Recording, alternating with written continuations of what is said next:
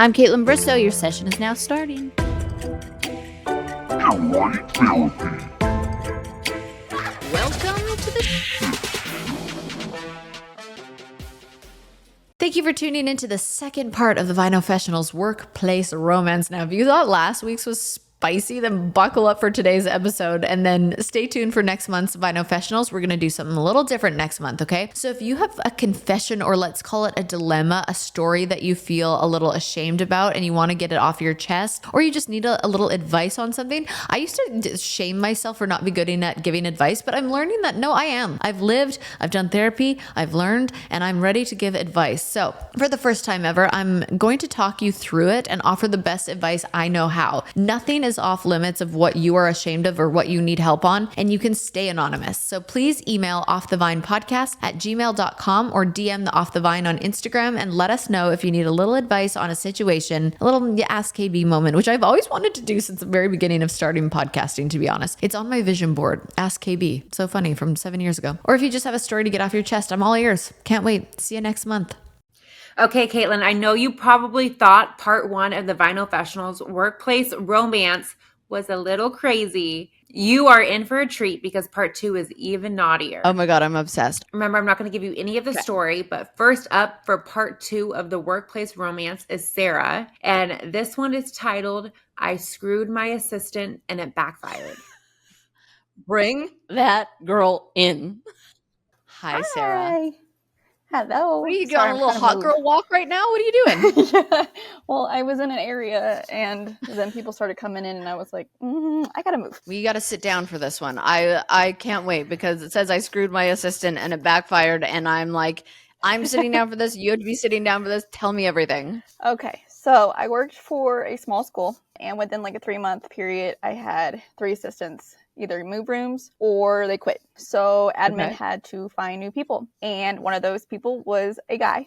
And I was like, oh, great, here we go. Because men in early childcare usually don't work out. But so he comes walking down the hall. He has a man bun. And I'm thinking, oh, Lord. Oh, no. What are we getting ourselves into? So he walks in and I'm the only one pretty much in the school that wasn't googly eye over him. Everybody's eyes were like, oh, who is this guy? And I was like, no, like, you know, it is what it is. Like, I had to be professional. So, yeah, that didn't last very long because we all started going out every other, like, Friday night. There's a local bar that has music bingo on Friday nights.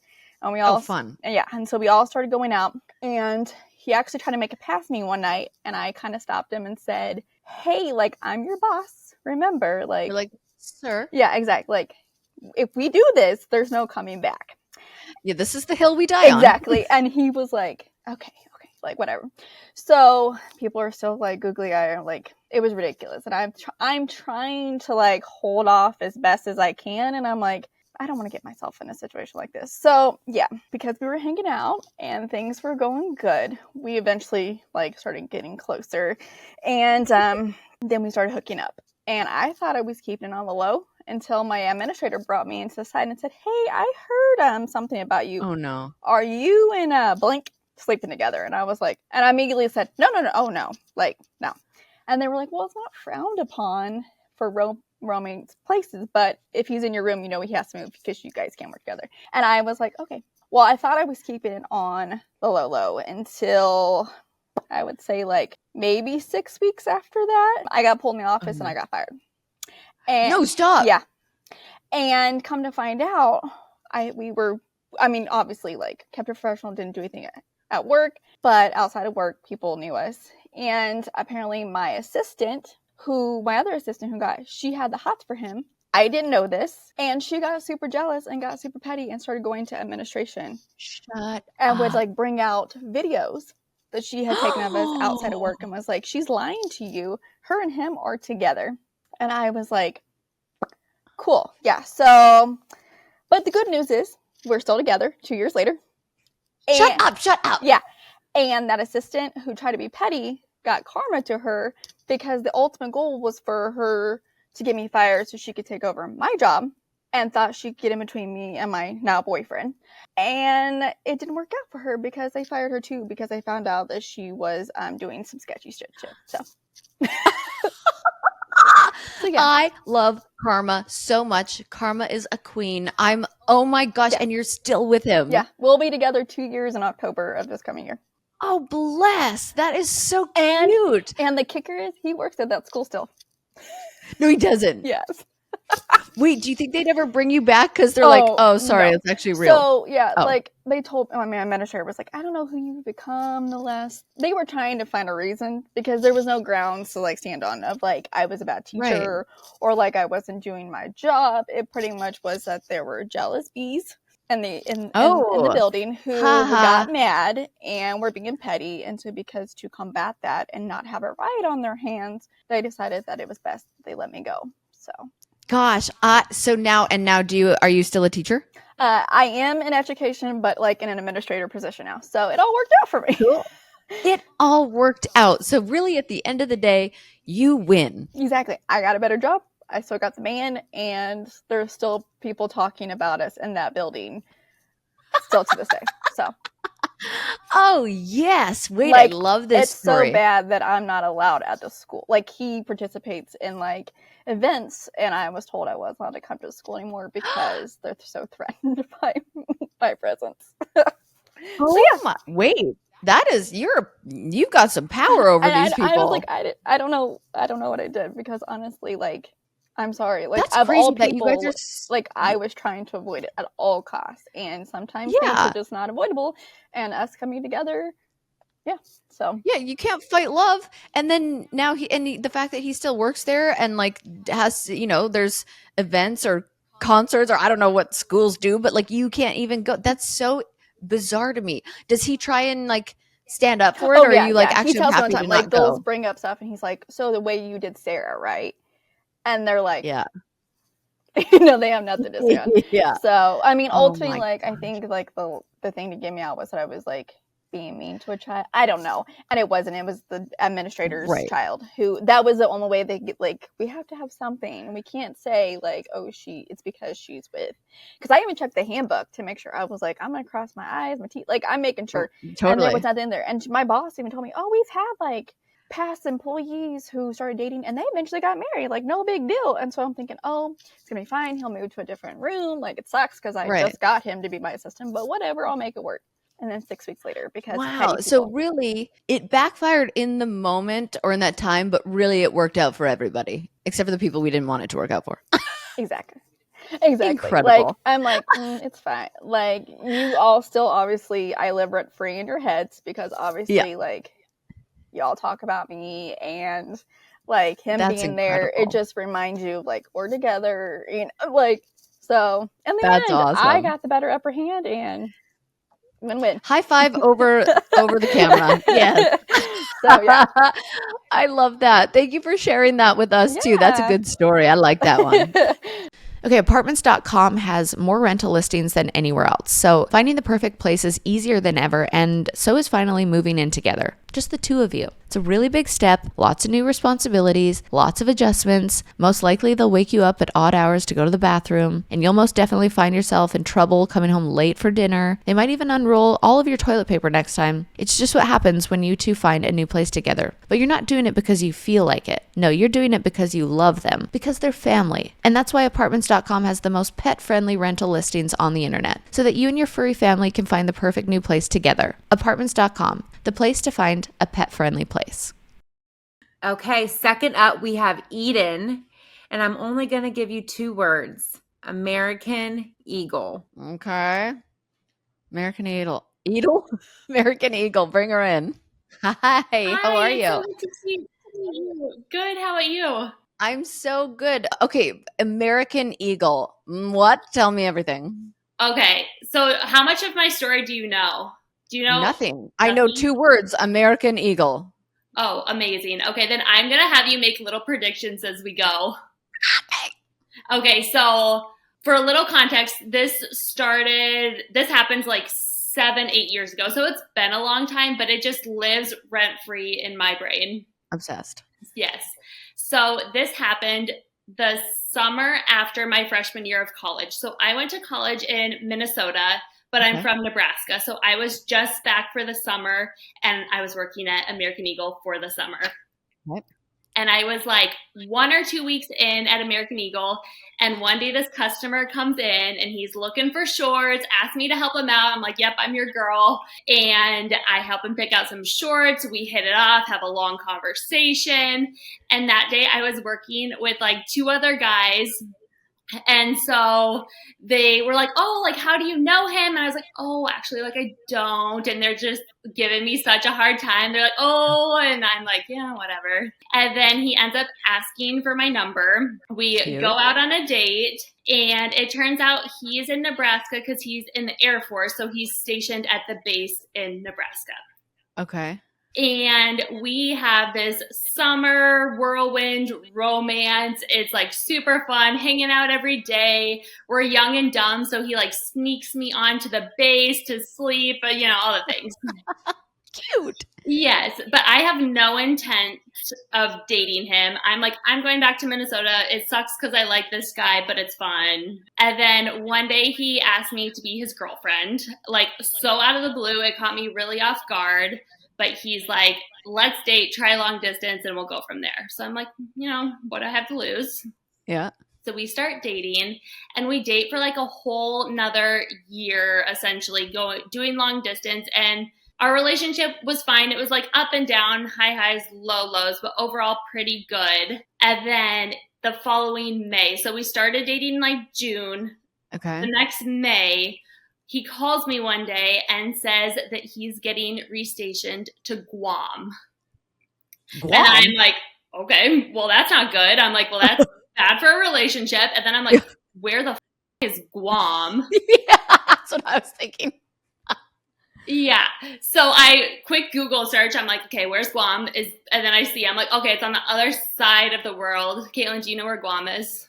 No idea. Off the coast of Japan, roughly. So I'm like, okay, that's far. This is not good. And so I was open to continuing long distance. So the other thing was his placement there was up to 4 years, but like he didn't really know the time frame. Okay. And he's like, no, we're not doing long distance, but let's get married and you move to Guam with me. And I'm like, oh shit, like I'm in college. This is probably a bad idea. Now, KB, do you think, did I go to Guam? I don't know. Okay, I like my hopeless romantic side of me says you did, and that you guys are still married. Okay. But do you Did think you I'd go be calling in if we're still married? Well, sometimes Marriage and divorce. Okay, I see.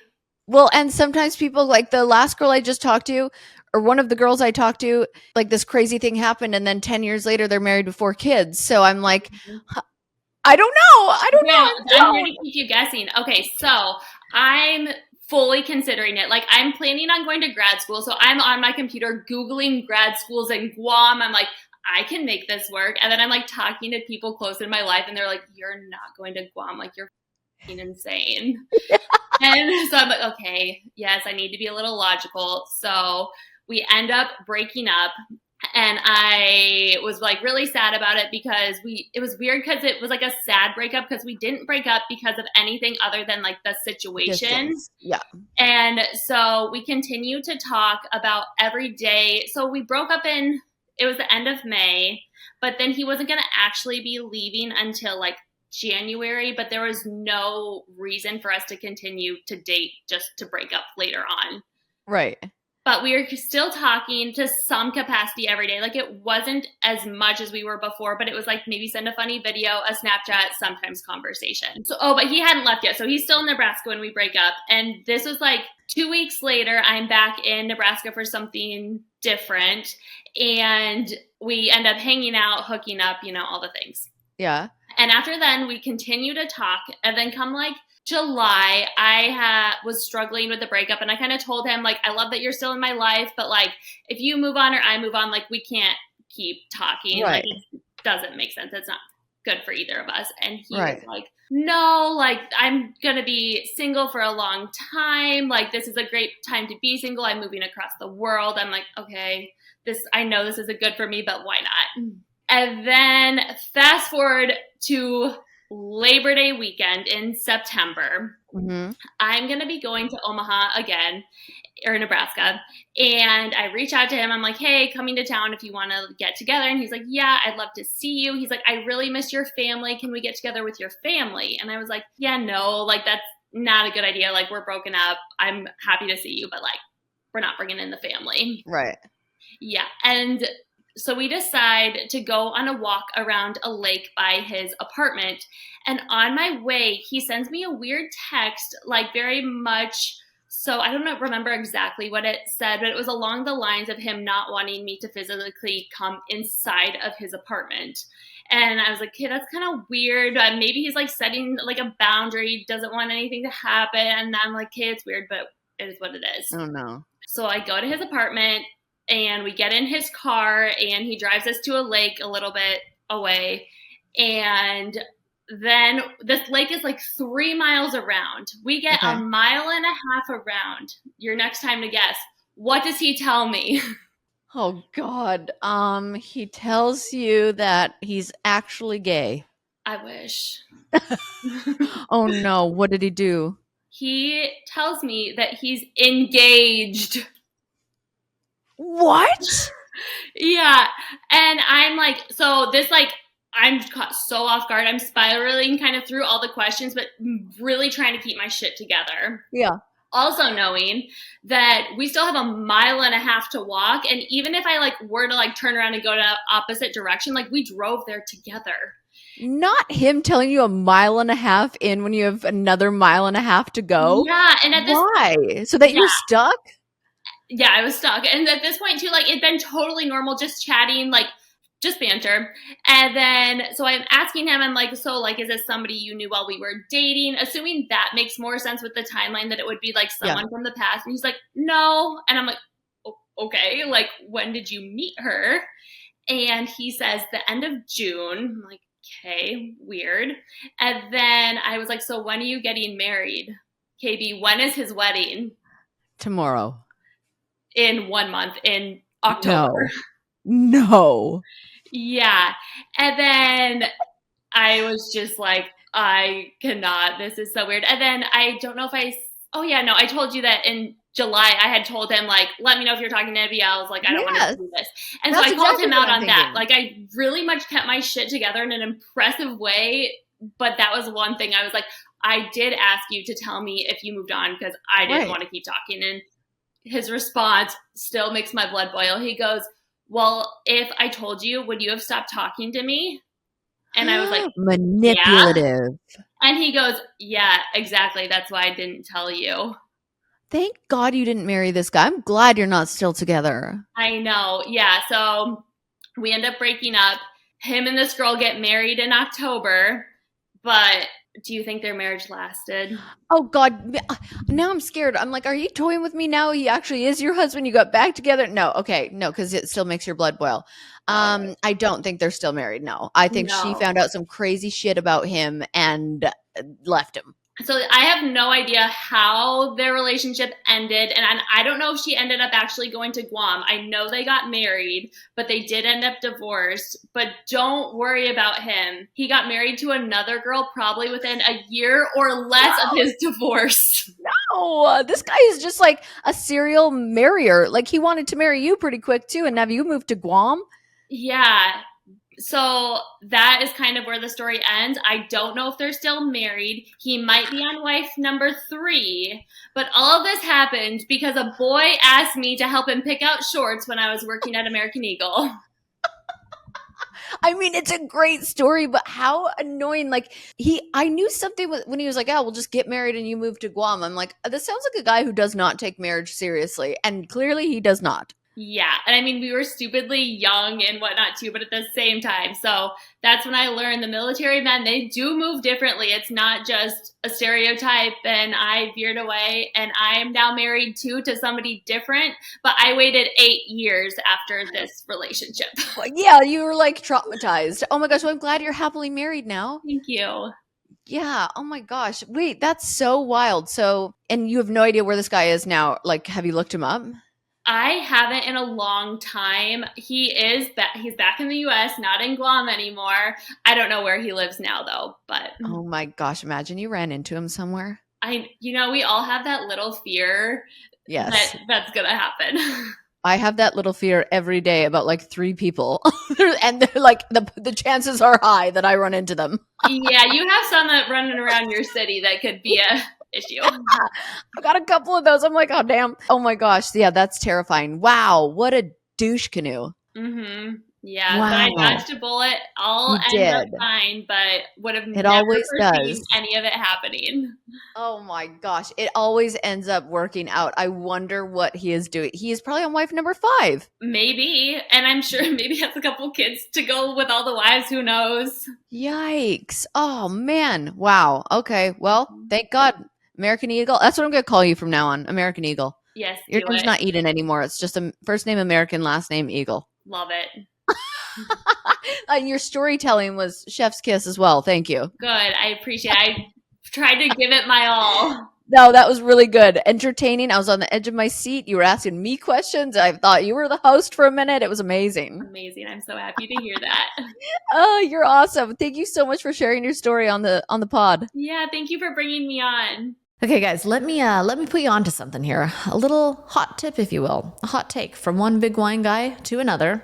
If you are going to drink wine in any amount, you need to be drinking one that is low sugar. High sugar content in wine is literally the main culprit for hangovers, and nobody's got time for that. High sugar anything is not good for you. So next time the mood strikes for a nice crisp glass of vino, pick up a bottle of Spade and Sparrows. All 4 varietals are low sugar, made in California, and of course female founded by yours truly. Last night, it was a beautiful warm evening. The Oilers were playing. I poured myself a big old glass of Pinot Grigio. It was so crisp and refreshing. I like to put a glass in the freezer and then pour my Spade and Sparrows in that chilled glass. It's got notes of citrus and green apple paired perfectly with my red light mask and the Oilers playing and just dominating against Dallas. I'm sorry they did the other night. You can locate your nearest bottle today at visiting spadeandsparrows.com/in-store. All 4 Spade and Sparrows varietals are crowd pleasers, let me tell you, super easy drinking and of course low sugar. Find Spade and Sparrows in the wine aisle at Target in Florida, Texas, Georgia, Ohio, Oklahoma, Louisiana, or various other retailers across the US, or shop online at spadeandsparrows.com. And of course, my Vino community can use code OFFTHEVINE to receive 15% off your first order. Spade and Sparrows, great wine without the rules.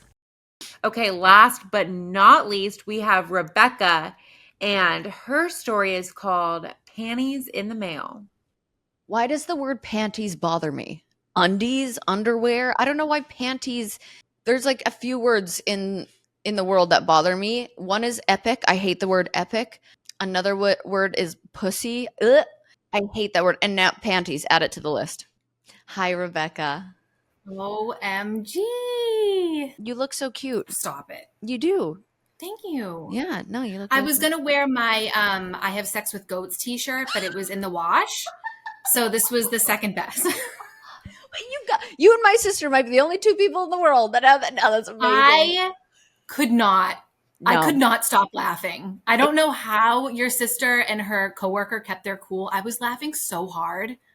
I had to leave the room because I was laughing so hard, and I don't know I how know, I Danae watched it kept on a the- straight on the- face. Like she It just was kept so going. good. Oh my god, it was amazing. So good. I still like even 2 nights ago I was laying in bed and I just started laughing thinking about it because I'm like, I wish I was that funny and I wish I was that good at prank calls because I would do that all the time if I had the skill for it. Prank calls make me sweaty.